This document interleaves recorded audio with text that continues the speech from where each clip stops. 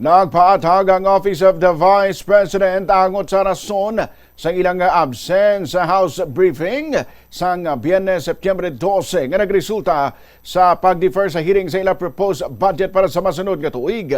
Sa statement, ginsiling sang OVP ngang kamara mo ang nag-decline sa ilang delegasyon. Inibilang sabat sa naggwa nga impormasyon nga ang Vice Presidential Office ang hungod nga wala nagtambong sa budget hearing. Suno sa OVP, ang Assistant Secretary nga kuntani manguna sa delegasyon, isa ka senior official nga madepensahan ang budget.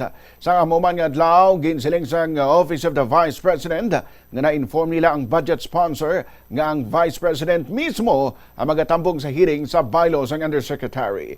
Apang sa bylaw nga mag-proceed sa hearing, ginpili sang budget sponsor nga i-defer ini ka gin-instruct ang Vice President kag Office of the Vice President Group nga hindi magkadto sa kamara.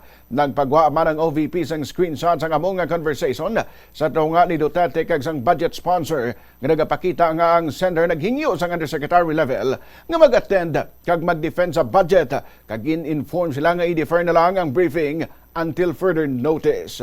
Si Duterte magatambong kuntani bangud ang OVP Chief of Staff nga si Undersecretary Zuleika Lopez ang nagamasakit. Una diri ginpahayag ni House Committee on Appropriations Vice Chairperson Representative Jose Alvarez nga mo ang OVP budget sponsor nga ang heads ng agency o Undersecretary ang dapat mag-defense ang budget bilang kabahin sang tradisyon sa budget deliberations.